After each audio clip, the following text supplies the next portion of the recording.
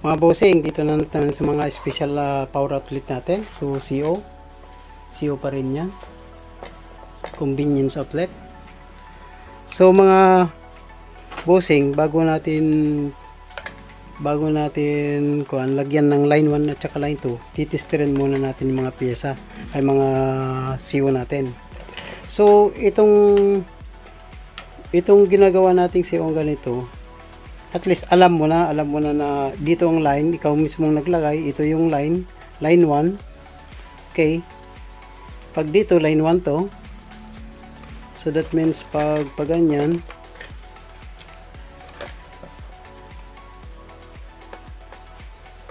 ito line 1 dito, line 2. Okay, so ganyan lang yung CO natin. Yung ito line 1, tapos ito line 2. Kahit testerin mo, dito pa rin yung line 1, line 2. Okay, so itong mahirap yung ito, ang alam mo ganun na. So ito naman titesterin muna natin. Diba, di ko lang sure kung pag ganyan o try natin kung line 1 yan o line 2 to. So i-try natin. Okay, so kunin natin kung pagpaganyan nga. So yung tester natin dito, so dapat magka-connect sila dyan. Wala. So dito wala. So tignan natin sa kuan, ito banda, hanapin natin yung line 1. So either pa ganyan, papaganyan naman, tapos pa ganon, di ba? Tapos line 1, line 2.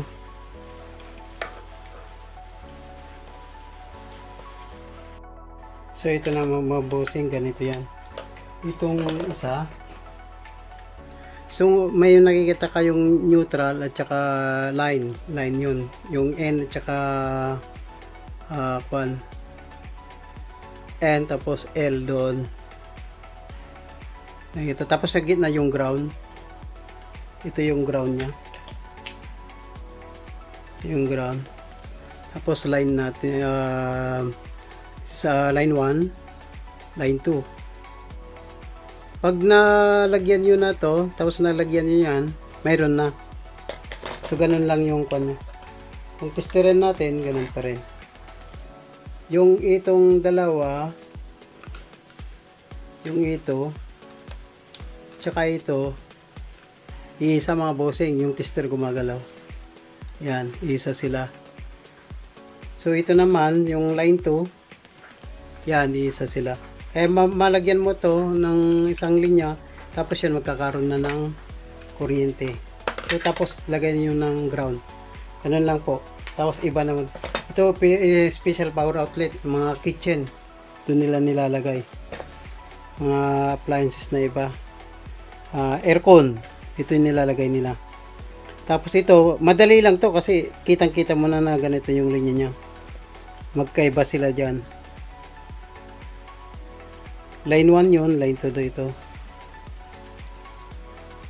Pag magkamali kasi minsan, baka pa ganyan, tapos dalagyan yung dalawang linya. Ang alam nila, dito yung isang linya, tapos isa naman dito, sabog. Kaya tandaanan natin na yung isang linya, ito banda, line 1. Tapos line 2 dito. Okay.